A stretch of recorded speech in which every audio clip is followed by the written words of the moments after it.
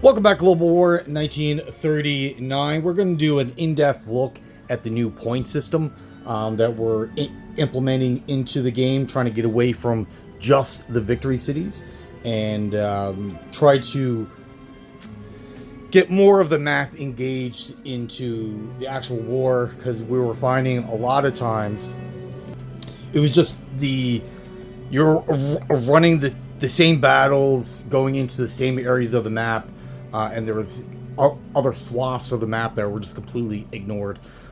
So this should spread everything out, probably make it even more realistic to the end goals of the Axis and the Allies in the real war. So let's take a rundown. Now, we're not completely getting rid of the cities. The cities are still there. They're still important. They're all worth 1 victory point each.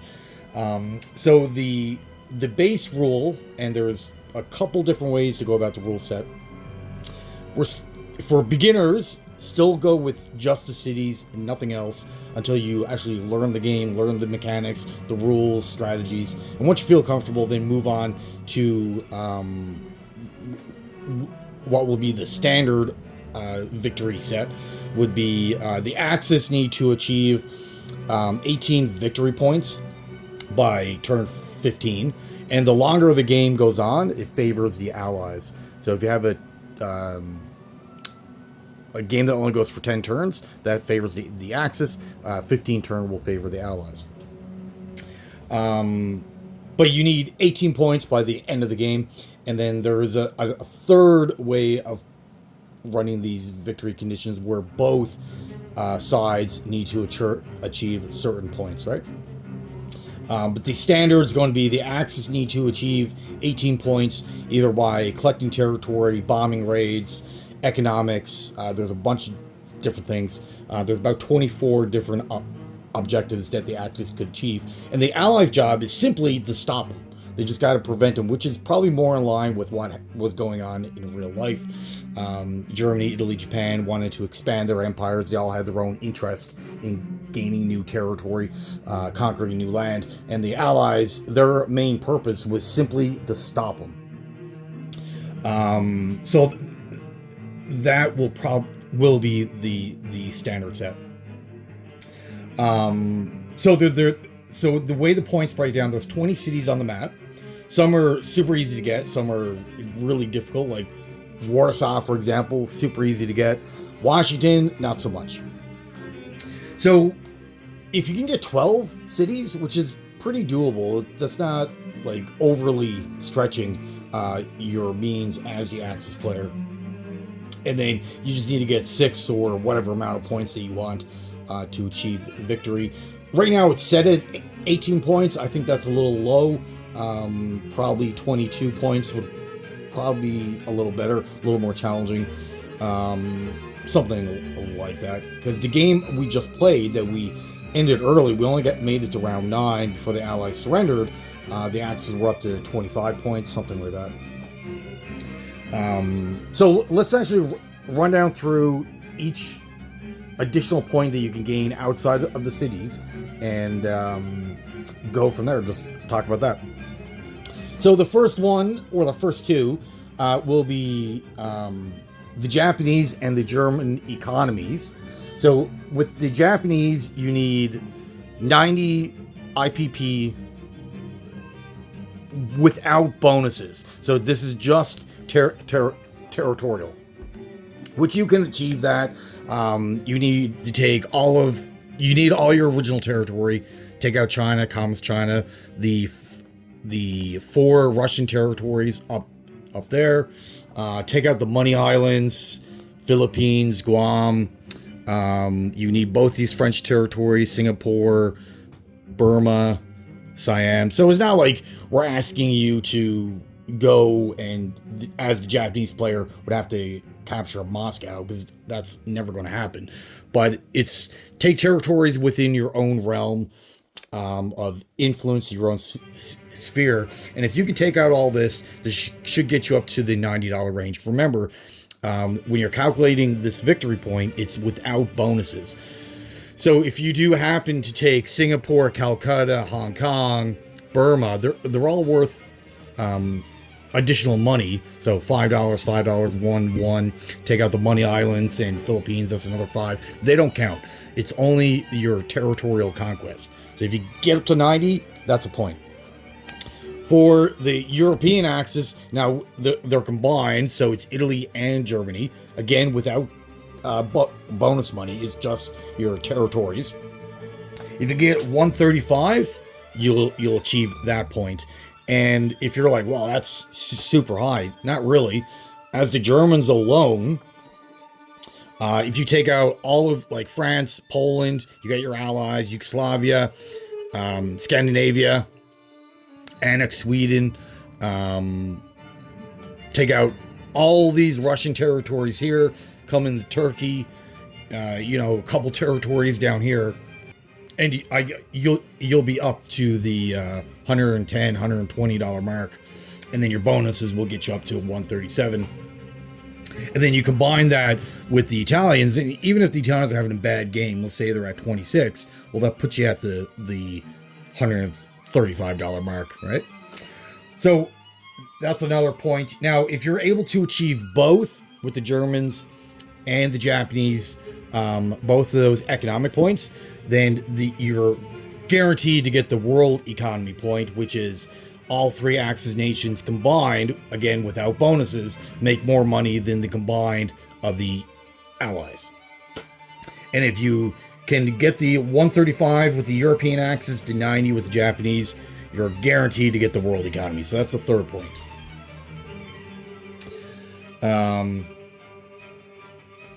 So for the oil territories, and there's 17 on the board, I got it represented with these black cubes.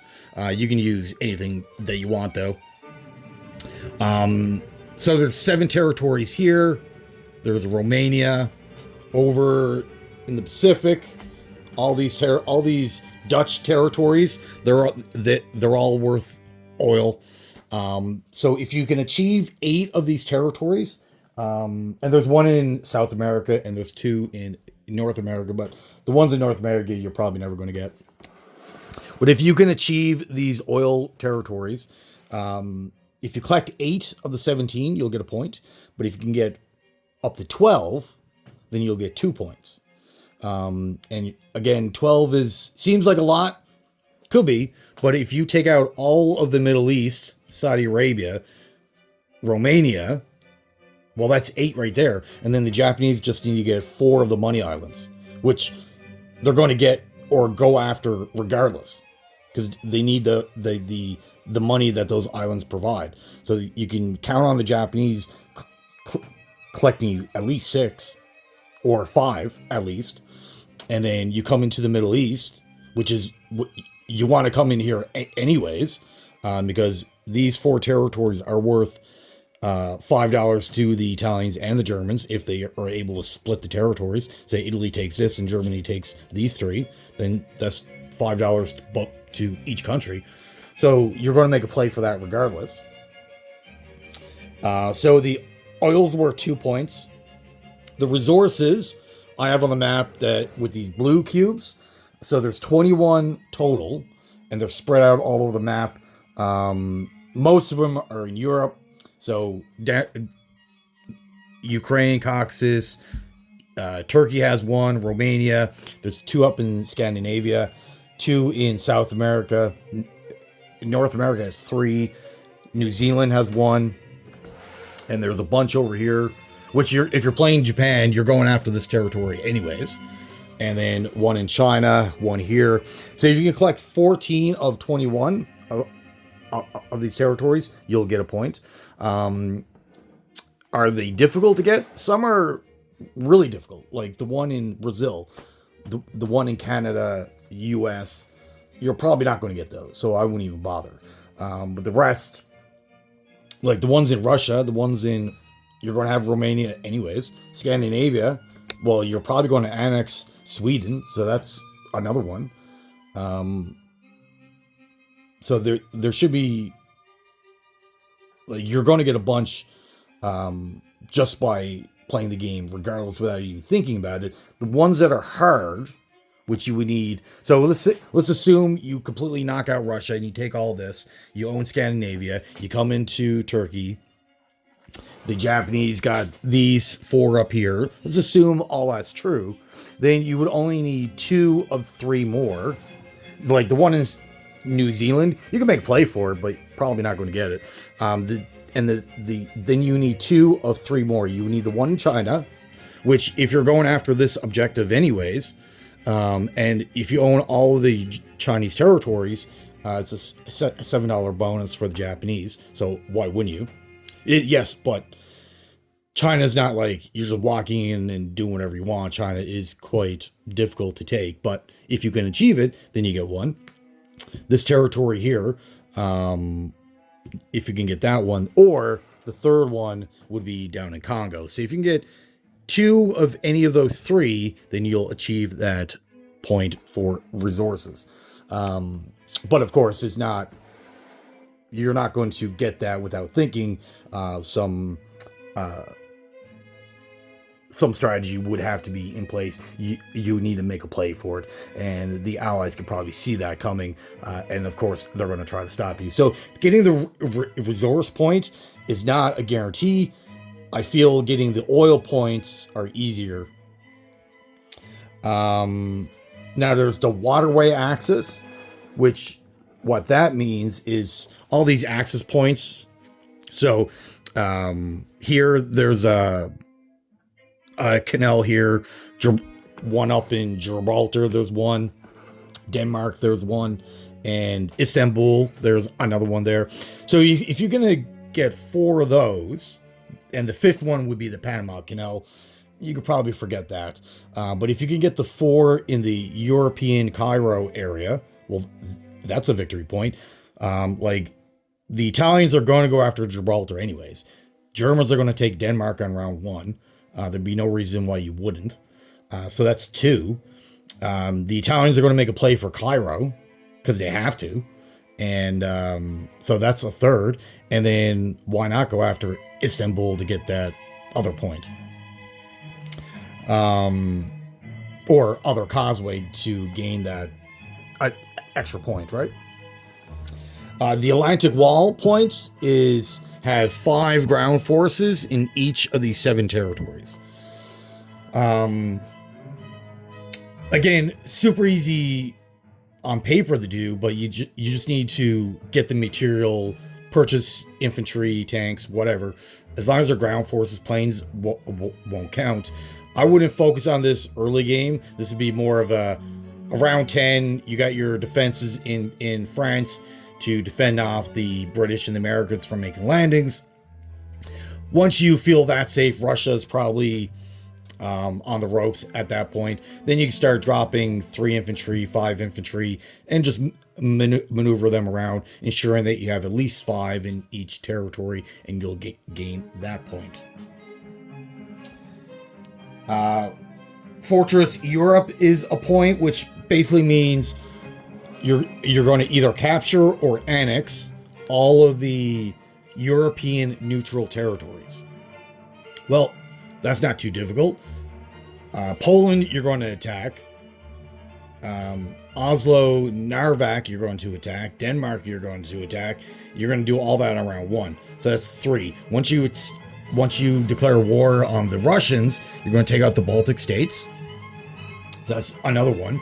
You're going to annex at some point. You're going to make a play to annex Sweden and Spain. So that's 2 more countries. You would need to fight Portugal because they're going to automatically join the Allies.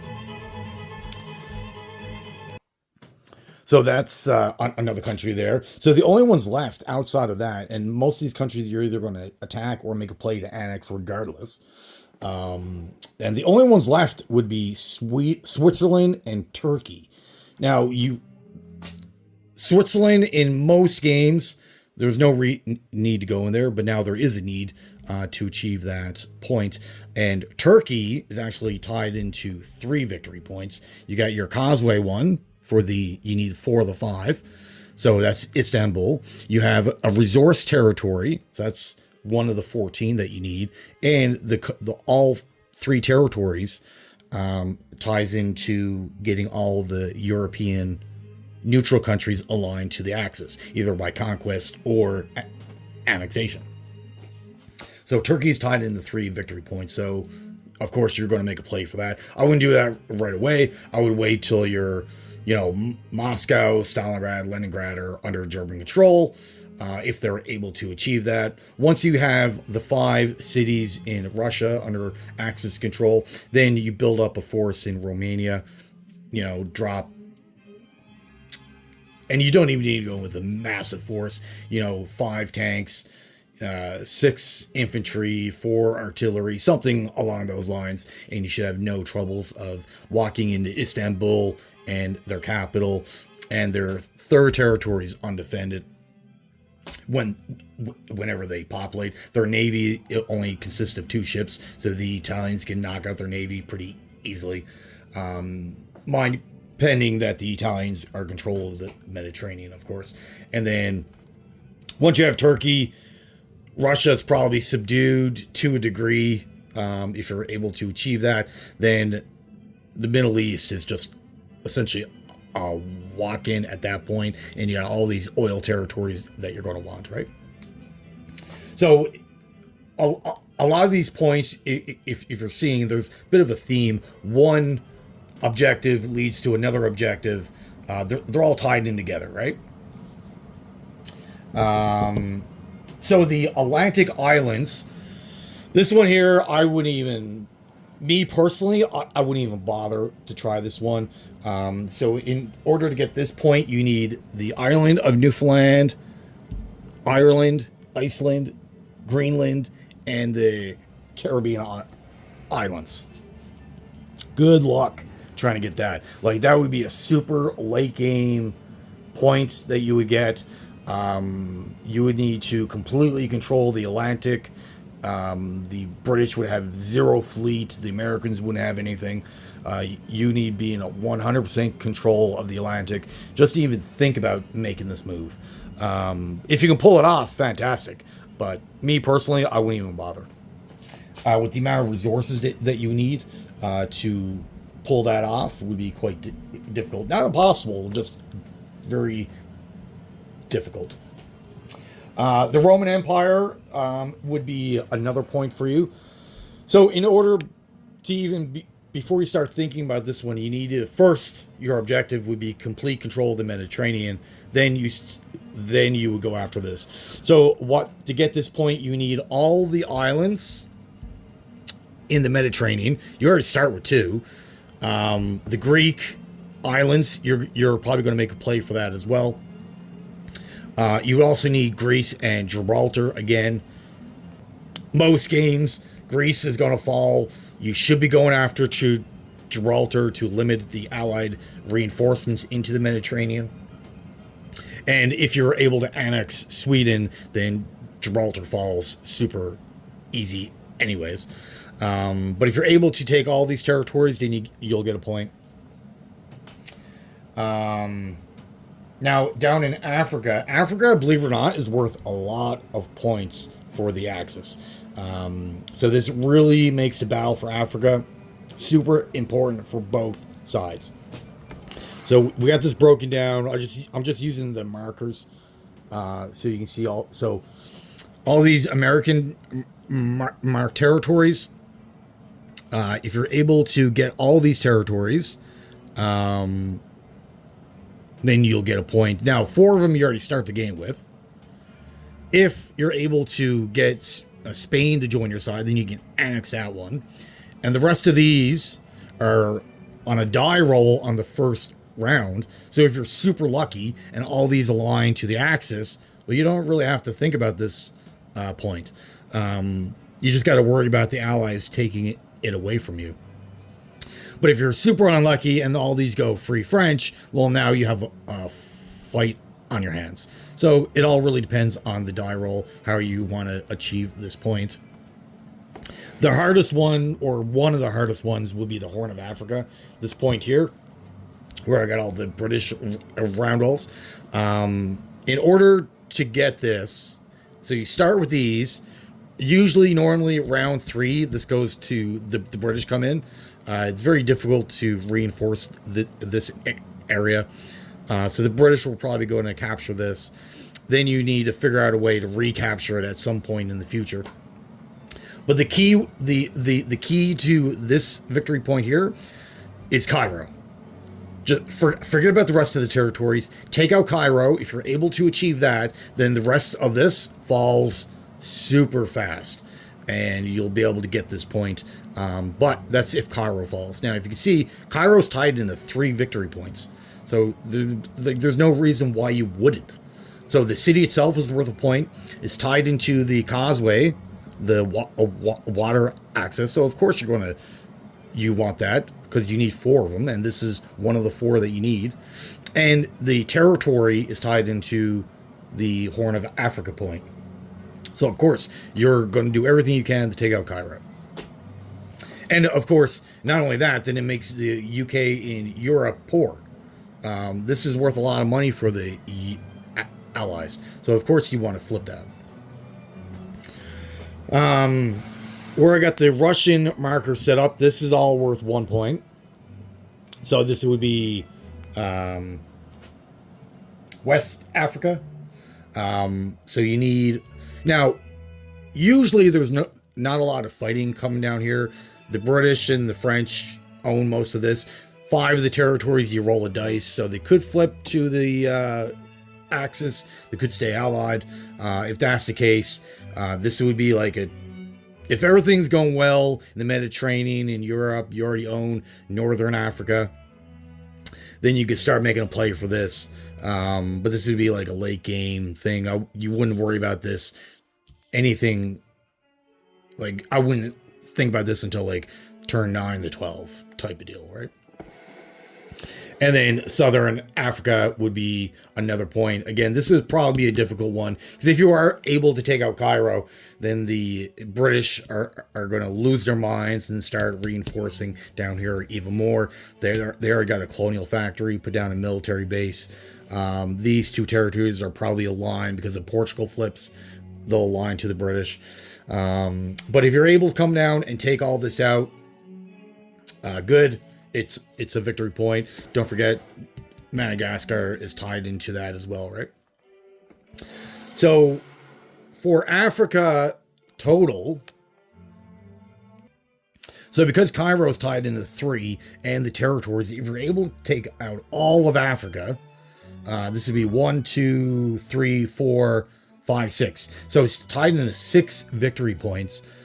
So taking out the entirety of Africa should be pretty high on your priority. Are you able to achieve it? Well, you'll have to find out, I guess. So the elimination of communism is another point. Now, this is actually 2. 1 will be for communist China, if you're able to take out both these territories. And you're like, you only got 2 territories. It'd be super easy to take. Actually not. It's quite difficult as the Japanese, because the Japanese, even though, say you get your economy up to 85, well, you need to split that economy up into your Navy, Army. You need a sizable Air Force to run Japanese pretty successfully. So knocking out communist China is not as easy as you think. And then for the Soviet Union, to get this point, you need to knock out all territories that are worth money, knock out their factories, and then you'll achieve that. The ones that are not worth anything, you don't have to worry about those. Is any territory that's worth money, which is a lot. So the Germans will obviously be responsible for this area. The Japanese would be responsible for all this. And then between Germany and the Japanese, whichever one wants to go into Novosibirsk, again, not as easy as you think it is. So that'll be another point. So taking out Soviet Union, Communist China, 2 points. China itself, so all the green territories, and Hong Kong, if you're able to capture all of this, that's worth a victory point. And if you're thinking, remember, to the resource point, you do need this territory. If you're unable to get the one in India, unable to get the one in Congo, then this is one that you absolutely do need. So taking China, all of China, gives you a few different benefits. this territory is tied into the resource point. Taking all China territories is a full point. Plus, it's a $7 economic bonus on your income. There's another one for these 3 neutral countries. If you're able to achieve any or all 3 of these, plus any 1 territory in South America, that's worth 1 victory point. But this wouldn't be a victory point I would go after right away. This would be like super late game. You got nothing else to do. India's gone. Middle East is gone. China is captured. Then you would go in Afghanistan, Tibet, and worry about this. This would be like, for me anyways, this would be like around 13 thinking about achieving this victory point. South Asia. So these would be the territories that got marked off with the Japanese roundel. So if you're able to capture all of these, then you'll get a point. This one you annex. This one you're definitely going to attack. These are based off die rolls, and even if they go allied, you're still attacking it. So that's 4 already that you're going to get by turn 3 at the latest, probably even before that. And then Burma, Bangladesh, you would work towards that as the game goes on. A lot of that will dictate how well the FAC are playing, right? But you do want to take out one of these territories because it does cut off the Burma Road, which then limits the amount of troops the Chinese can get. And if you're serious about going after all of China, capturing all those territories, you want this Burma Road closed. So you want Burma or Calcutta or Bangladesh. You want any one of those territories because it'll cut $5 out of the Chinese economy. And that's a pretty big deal for China. The Japanese Pacific Islands is a victory point. So meaning that all the Japanese territories or islands that they start with, if you can, by the end of the game, control any 6 of the 9. So if there's 9, if you control any 6 of them, then you get a victory point. And like these 2, this one, these 2, you're probably going to keep. If the Americans take out Marshall, Carolina, Pablo Islands, whatever, it's not really that big a deal. It is because you lose $2. But overall, it's not really that big a deal. As long as you hold on to 6 of the 9, you're good. The Allied Pacific Islands, so that would be the rest of these islands. So that would encompass Guam, Wake, Midway, Johnson Island, Solomon Islands, this island belonging to Anzac here, Lane Islands.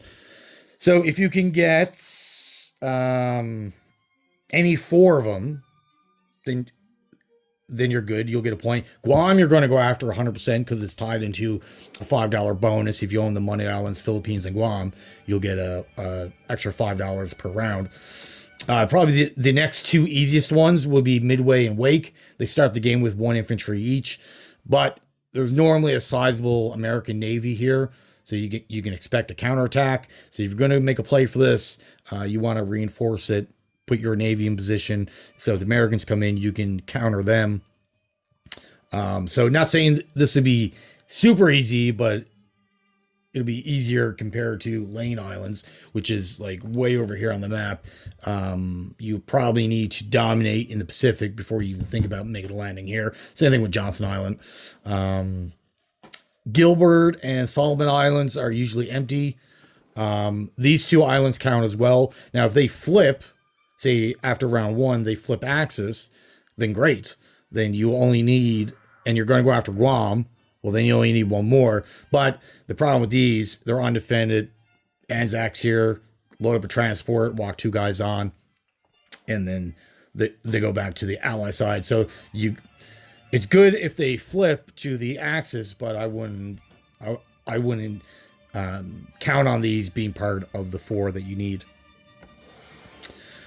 Naval superiority. So this refers to all these convoy boxes. So in order to achieve that point, you'll need the Italian convoy box and the 3 Japanese boxes free of Allied warships. And if you're dominating in the Navy, if you own the Mediterranean, you don't have to worry about it. And you need 7 Allied convoy boxes. So in the Atlantic, there's 6 right here in the Atlantic. Now, this one would be quite difficult to get. The Russian one, out of all this, the Russian one would be the easiest. Canada and the 2 British ones. In order to have vessels in here, subs or whatever, you need to completely own and dominate in the Atlantic. So you need to win that fight. And normally, round 1, both British and German navies get wiped out. Depends on what the French Navy does, what side they flip to. Will make it easier for one side or the other. But once Moscow falls, or if it does, then that's when you start rebuilding the German Navy to make a serious play for these convoy boxes. And if you own, or the FEC fleet is completely destroyed, you got Anzac pushed back a little bit, then there's 3 more in the Indian Ocean that you can pick up. There's one down by South Africa, one over by Brazil that you can get. There's 4 over here, so there's 3 American convoy boxes you can make a play for. This is probably the easiest one to get. And the British one and this American one, these are probably a little difficult. Not impossible, just difficult to get. And then from there, the last points of the game that you can achieve would be, they're just calling it Masters of the Air. So basically it's your strategic bombing raids against factories, military bases, naval ports, air facilities. If you can do 80 points worth of bombing raids, cumulative, not all at once. So you say you bomb the Moscow factory for 10, you bomb the London factory for another 15. Well, that's 25 right there, right? So it's throughout the game. If you're going to bank up to 80 damage points on all the different facilities that you're able to do, then you'll get a point. And if you're thinking, well, 80 is pretty high, I think 80 is a little low. I would probably bump that up to 100 points. Because if you remember the last game that I just finished up, the Allies had 2 military bases here, which they damaged both for 6 each. So that's 12. The Novosibirsk factory, I laid down 11 points of damage. So then I only needed like 50, another 57. And I had a huge air force here with more planes coming along the way. So even if the Russians completely fixed or got rid of the 11 damage, I put on, and I would do another bombing raid, put on 25. And then I would only essentially need to do 2 more bombing raids against any lone whatever. So up in Scotland, they usually leave this blank. Even if there's infantry or tanks up there, that doesn't matter. You'll have to deal with the built-in AA guns for the facilities. But once you get past that, and if you're bringing 10 bombers, who cares if 1 or 2 get shot down? You got 8 more. If you're rolling 8 dice, you're probably going to max those damage points out, right? So you do a couple things like that, you'll easily get that 80. You just got to go commit to it. But in order to do that, you will need to build up more bombers than what you start the game with. The way I typically play, I focus on the army with the Germans. And then once or if Moscow falls, then I'll start purchasing bombers, other aircraft, build up the Navy. But if you're playing the Germans, you need to dominate in the army first. If you can do that, then you start thinking about your Air Force and your Navy, but the army comes first. So that will be all the victory points. And then, of course, the 20 cities on the map. Some cities are... Oh, sorry, I missed one. This is worth a victory point if you're able to have all 4 of these by the end of the game. Then you'll get another point. Now, Chile has 1 infantry that you'll annex. This Argentina will align with the Germans, and you'll have 4 infantry and a small navy, coastal battleship sub. But this, I wouldn't expect this to be still Axis by the end of the game. If this gets aligned, say turn 7, turn 8, whatever turn you do, 2 turns later, you expect all this to be under Allied control. Because the Americans will come annex Brazil, which gives them a standing army. These 3 territories align with the Allies, so that's 3 more infantry. All the Americans need to do, when they annex Brazil, more likely they're going to come down with 4 ground forces. So that'd be 10 ground forces versus your 5. And then if they fly down, say, a medium bomber or a tactical bomber, game over. Then all this will fall within 2 rounds at most. So I wouldn't really bank on this. The most the Axis are going to achieve out of this area of the map, you'll probably, over 2 rounds, collect $5. $3 on the first turn. This gets captured. You'll annex this. So you'll collect another 3, and then the rest of this will get captured. And then the third turn, you'll only collect $1, and then that's gone. That's probably the best that you can hope for this. $7 over 3 rounds, $5 over 2 rounds, something along those lines. So I wouldn't really bank on that as a end victory point. And then all your cities. So there's 40 points on the map that you're able to achieve. But to get all 40, you need to own virtually every territory on the map. That's probably unrealistic for a 15-round game.